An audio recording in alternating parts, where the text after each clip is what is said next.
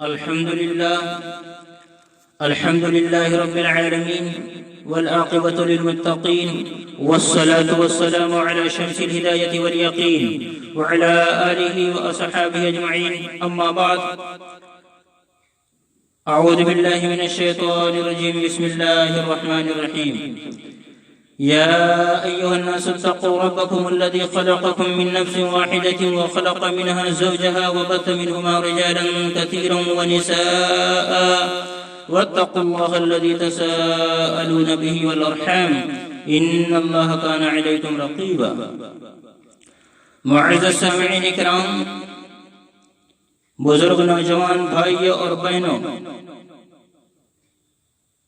بندے ناچیز ابو البقا، ایک پیغام آپ سبھی حضرات کو مشفقی حضرت اقدس مولانا مفتی محمد راشد صاحب اعظمی دامت برکاتہ استاد دارالعلوم دیوبند کے ایما پر حکم پر آپ تک پہنچا رہا ہے. گرچہ بندہ اس لائق نہیں ہے، بندہ کا معمول بہت دنوں سے تقریباً 25 سال ہو رہے ہیں، یعنی محبوب مرشدی استاد امیر المومنین فی الحدیث شیخ محمد یونس صاحب جونپوری رحمت اللہ علیہ سے نسبت کے بعد حضرت شیخ رحمت اللہ علیہ نے فرمایا تھا کہ ذکر کے بعد 5 منٹ مراقبہ دعائیہ کر لیا کرو، یعنی دل ہی دل میں پوری امت مسلمہ کے لیے پوری توجہ کے ساتھ دعا کر لیا کرو. الحمدللہ تب سے لے کر آج تک معمول ہے. کبھی کبھی ذکر کے علاوہ بھی اس طرح دعا کی توفیق ہو جاتی ہے. 13 رمضان المبارک سن 1441 ہجری تہجد کے بعد حمد و صلات کے توبہ استغفار کے بعد پوری امت مسلمہ کے لیے دعا شروع ہی کیا تھا. یا اللہ، امت مسلمہ کو معاف فرما، پوری امت مسلمہ کی پریشانیوں کو دور فرما، رحم فرما، کرم فرما، عافیت کا معاملہ فرما. یہ دعا کر ہی رہا تھا، اتنے میں پورا دل و دماغ اس بات سے، اس آواز سے گونج اٹھا، شادیاں کر دو، شادیاں کر دو. یہ دل و دماغ میں آواز، یہ بات بڑی دیر تک گونجتی رہی. فوراً چونک گیا، اسی وقت سے یہ بات دل و دماغ میں گردش کرتی رہی. کبھی سوچتا کہ اس وقت امت مسلمہ کے اکثر نوجوان مرد عورت جو شادی کے لائق ہیں اور شادی میں تاخیر کے باعث تاخیر کی وجہ سے زیادہ گناہ حرام کاری میں ملوث ہو رہے ہیں، شہوت پرستی میں مبتلا ہیں، جو تمام برائیوں کی جڑ ہے. اس کی نحوست سے وبا بالا اتر رہی ہے، پریشانیاں آ رہی ہیں. کبھی سوچتا امت مسلمہ کے اکثر افراد رشوت خوری، سود خوری، ناحق مال کھانا، ظلم و ستم میں مبتلا ہیں، آپسی لڑائی میں مبتلا ہیں. کبھی سوچتا عوام اپنے علماء سے کٹ کر جہالت کے راستے پر جا رہی ہے، تباہی کے راستے پہ جا رہی ہے. علماء کرام کی جس طریقے سے باتوں کو ماننا چاہیے، ان کے فرمان کو جس طرح ماننا چاہیے، اس طریقے سے علماء ان کی باتوں کو نہیں مان رہی. علماء ربانیین، علماء حقانیین قرآن و حدیث کی روشنی میں ایسی باتیں عوام کے سامنے پیش کرتے ہیں کہ واقعی میں قسم کھا کے کہہ سکتا ہوں کہ اگر عوام ان کی باتوں پر عمل کرنے کے لیے کھڑی ہو جائے تو آج بھی اللہ تبارک و تعالی امت مسلمہ کو نجات عطا فرما دے. لیکن سب سے بڑا افسوس اور رونا یہ ہے کہ علماء کرام انسانیت کے فائدے کے لیے چیختے چلاتے رہتے ہیں، بات کرتے رہتے ہیں، لیکن اکثریت ان کی باتوں کو ماننے کے لیے تیار نہیں. یہ اسی طریقے سے نجات پا جائے یہ امت جس طریقے سے حضرت موسیٰ علیہ السلام نے ایک آواز لگایا تھا، پوری قوم اس بستی کو چھوڑ کر حضرت موسیٰ علیہ السلام کے ساتھ گھر بار کو چھوڑ کر نکل پڑی تھی. اللہ تبارک و تعالی نے اس کی برکت سے موسیٰ علیہ السلام کی بات ماننے کی وجہ سے اللہ نے ظالم کو نیست نابود کیا، فرعون اور ان کے تمام لاہ و لشکر کو تباہ و برباد کیا. اسی طریقے سے اگر یہ امت وَاسْتَعِينُوا بِاللَّهِ وَاصْبِرُوا، یعنی اللہ سے پوری توجہ کے ساتھ لو لگا کر کے اللہ سے مدد مانگنے پر کھڑی ہو جائے، صبر کے لیے تیار ہو جائے اور علماء کرام کی باتوں کو ماننے کے لیے تیار ہو جائے تو انشاءاللہ آج بھی اللہ رب العالمین ظالموں کو نیست نابود فرما دیں گے، امت مسلمہ کو نجات عطا فرمائیں گے، سر بلندی عطا فرمائیں گے۔ بہرحال یہ باتیں میں سوچتا رہا، لیکن میں نے جیسا کہ پہلے بھی حضرت شیخ کے انتقال کے بعد حضرت مفتی مشفقی حضرت مفتی محمد راشد صاحب اعظمی دعوت برکاتہم استاد دارالعلوم دیوبند سے مشورہ بھی کیا کرتا تھا، ان سے مشورہ کیا، تذکرہ کیا اس بات کا، تو حضرت نے فرمایا یہ بات آپ کے دل پر القاء کی گئی ہے، اب آپ اس بات کو اپنی ذمہ داری سمجھتے ہوئے اپنی تقریر و تحریر میں خوب لائیں، خوب چرچا کریں۔ تو حضرت کا حکم سمجھ کر کے اس بات کو امانت سمجھتے ہوئے آپ تک یہ حکم پہنچا رہا ہوں۔ صرف اتنا کہہ دینا مناسب نہ سمجھا کہ شادیاں کر دو، میں نے سوچا کلام الہی کی کچھ آیتیں اور چند احادیث آپ حضرات کے سامنے اس موضوع پر پیش کر دوں۔ ہم سبھی حضرات غور سے عمل کی نیت سے سماعت فرمائیں۔ اے لوگوں، اپنے اس پروردگار سے ڈرو جس نے تم کو ایک شخص سے پیدا کیا اور اسی سے اس کی بیوی کو پیدا کر کے ان دونوں سے بہت سے مرد اور عورتیں پھیلا دی۔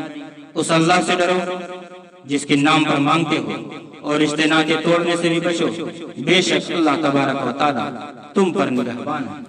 اب آگے جناب رسول اللہ صلی اللہ علیہ وسلم کی احادیث مبارکہ کو سناتا ہوں۔ جناب رسول اللہ صلی اللہ علیہ وسلم نے فرمایا یا معشر الشباب من استطاع منكم الباءة فليتزوج فإنه أغض للبصر وأحسن للفرج ومن لم يستطع فعليه بالصوم فإنه له وجاء متفق عليه۔ اے نوجوانوں کا گروہ، جو شخص تم میں سے نکاح کی طاقت رکھتا ہو بس اس کو نکاح کرنا چاہیے، کیونکہ یہ نکاح اجنبی عورت پر نظر پڑنے سے نظر کو نیچا کرنے والا ہے اور شرمگاہ کو محفوظ کرنے والا ہے، یعنی حرام کاری سے بچانے والا ہے۔ اور جو شخص تم میں سے نکاح کی طاقت نہ رکھتا ہو، یعنی بیوی کی ضروریات پوری نہیں کر سکتا، اس کو روزہ رکھنا چاہیے، پس روزہ اس کے لیے خسی کرنے کا فائدہ دے گا۔ یعنی جس طرح خسی کرنے سے جوش شہوت کم ہو جاتا ہے، اسی طرح یہ بھی شہوت کے جوش کو کم کرنے کا ذریعہ ہے۔ یہ بخاری مسلم کی روایت ہے۔ جناب رسول اللہ صلی اللہ علیہ وسلم نے فرمایا ثلاثة حق على الله عونهم المكاتب الذي يريد العداء والنكاح الذي يريد العفاف والمجاهد في سبيل الله رواه الترمذی۔ تین شخص ہیں جن سے اللہ تعالیٰ کی مدد، جن کے لیے اللہ تعالیٰ کی مدد اس وعدے کے مطابق جو اس نے فرما رکھا ہے لازم ہے۔ نمبر ایک وہ مکاتب جو اپنا بدل کتابت ادا کرنے کا ارادہ رکھتا ہے۔ نمبر دو ایسا نکاح کرنے والا جو نکاح کے ذریعے زنا سے بچنا چاہتا ہے۔ نمبر تین اللہ کی راہ میں جہاد کرنے والا۔ پتہ چلا کہ جو لوگ اللہ کی رضا کے لیے زنا سے بچنے کے لیے نکاح کرتے ہیں، شادی کرتے ہیں، ان پر اللہ کی مدد لازم ہو جاتی ہے۔ اللہ ایسے نکاح کرنے والوں پر مدد کے دروازے کھول دیتے ہیں۔ جب اللہ کی مدد لازم ہو گئی پھر کس چیز کی کمی رہے گی؟ اس لیے والدین سوچنے کی ضرورت ہے۔ انشاءاللہ شادی کی برکت سے، نکاح کی برکت سے اللہ تبارک و تعالی بیوی کا بھی اور آنے والی اولاد کا بھی اللہ انتظام کریں گے۔ یہ نہ سوچیں کہ خرچ کہاں سے چلے گا، اللہ نے دے۔ اللہ کے پیارے حبیب صلی اللہ علیہ وسلم فرماتے ہیں اللہ انتظام فرمائیں گے۔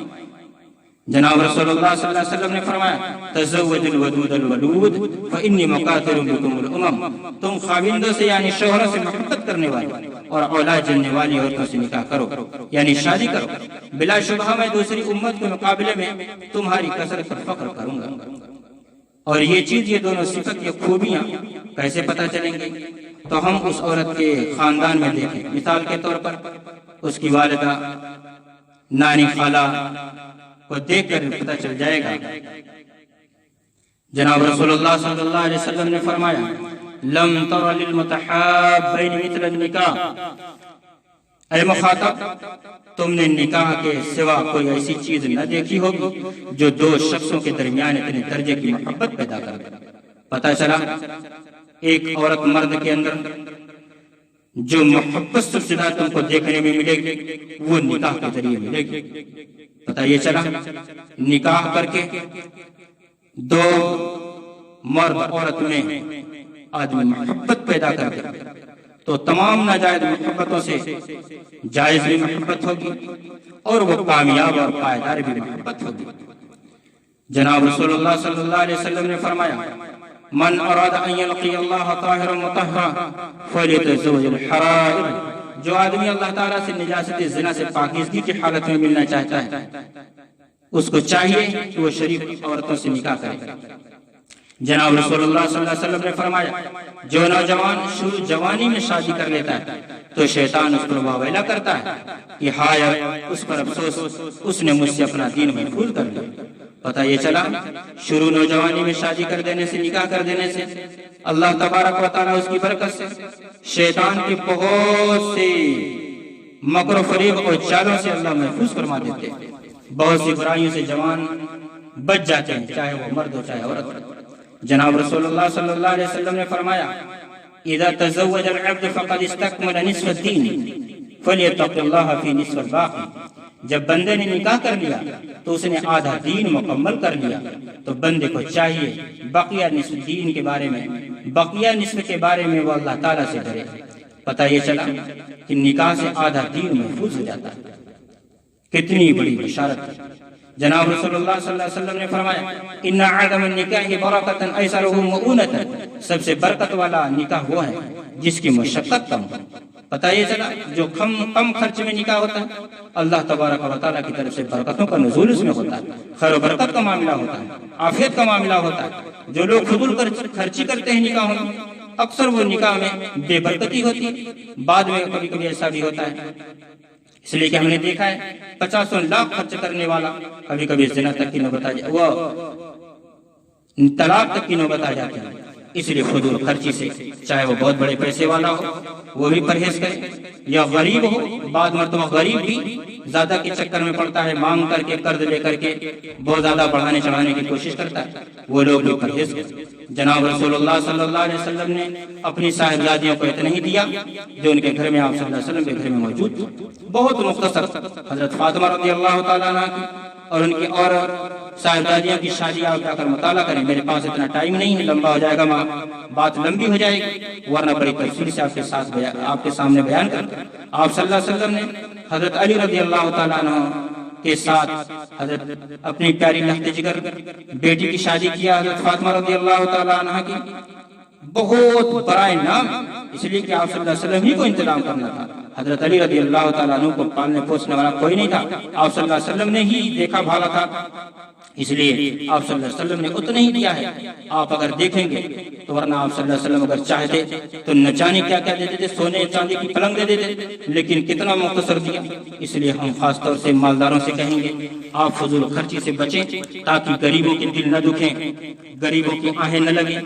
آج یہی وجہ ہے فضول خرچی کی وجہ سے 50 جوڑے کپڑے دیتے ہیں، 2-4 جوڑے میں بھی کام سکتا، بعد میں دیتے رہے، اتنے زیور دے دیں گے جن کی زکات نکالنا عورتوں کے لیے مشروعیت ہے، کم دیں، مختصر برتن اتنے دے دیں گے کہ بکس میں پڑے پڑے خراب ہو جاتے ہیں۔ اور اسی طریقے سے بچوں کو بانٹنے کے لیے کھلونے، کیا کیا تکیا، جھولا، یہ سب سے بھی پرہیز کریں، فضول ہے، اتنے پہنا دے دیں گے، کیوں؟ کیا کہیں یہ ثابت ہے قرآن حدیث؟ اپنی حیثیت کے مطابق کم دیں، اتنا آسان کر دیں کہ نکاح مشکل آسان ہو جائے، چٹکیوں میں بجا کر کے نکاح ہو جائے اور زنا مشکل ہو جائے۔ اس لیے میرے بھائی، میرے دوست، پوری امت مسلمہ کے افراد، باتیں تو بہت ہیں، احادیث بہت ہیں۔ جناب رسول اللہ صلی اللہ علیہ وسلم نے فرمایا نکاح کر لینا میرا طریقہ ہے، تو جس نے بغیر عذر کے میرے طریقے کے خلاف کیا، یعنی جو بے عذر بے نکاح رہا یا ناجائز تعلق کسی عورت سے رکھا، وہ ہم میں سے نہیں ہے۔ جس کے بارے میں آپ صلی اللہ علیہ وسلم فرماتے کہ ہم میں سے نہیں، اس کا انجام کتنا برا ہونے والا ہے، اس کا انجام کتنا برا ہونے والا ہے، ہو سکتا ہے اس کا خاتمہ ایمان پر نہ ہو۔ اس لیے ہم کوئی سخت بیماری ہو، کوئی ایسی پریشانی ہو تو نکاح نہ کرے تو اس میں کوئی حرج نہیں، لیکن طاقت و قوت کے باوجود، شہوت کے باوجود، شہوت غالب آ رہی، آدمی ناجائز تعلقات پیدا کر لیتا ہے، حرام کاری کرتا ہے، تو ایسے ہی لوگوں کے بارے میں جناب رسول اللہ صلی اللہ علیہ وسلم نے فرمایا ہے کہ وہ ہم میں سے نہیں ہے۔ معزز سامعین کرام، آئیے ہم سب مل کر کے پوری امت مسلمہ کے لیے دعا فرمائیں۔ امت مسلمہ پریشانی مبتلا ہے کہ اللہ تبارک و تعالی امت مسلمہ کو پریشانیوں سے نکال دے، نجات عطا فرما دے۔ اللہ تبارک و تعالی مدارس کی، مساجد کی، خانقاہوں کی، دینی مراکز کی اللہ حفاظت فرما دے۔ جو لوگ بغیر کسی قصور کے جیلوں میں بندے ہیں، اللہ ان کو رہائش عطا فرما دے۔ اور اس بندے آسی کے لیے دعا فرمائے کہ اللہ تبارک و تعالی اپنی رضا نصیب فرما دے، اپنی محبت عطا فرما دے۔ اور جو بھی نوجوان مرد عورت بغیر شادی کے کسی رکاوٹ کے تحت بیٹھے ہوئے ہیں، اللہ ان کا بھی انتظام فرما دے۔ اللہ تبارک و تعالی مسیحکار کو عمل کی توفیق عطا فرما دے، ایک ایک نقل حرکت کو سنت کے مطابق عمل کی توفیق عطا فرما دے۔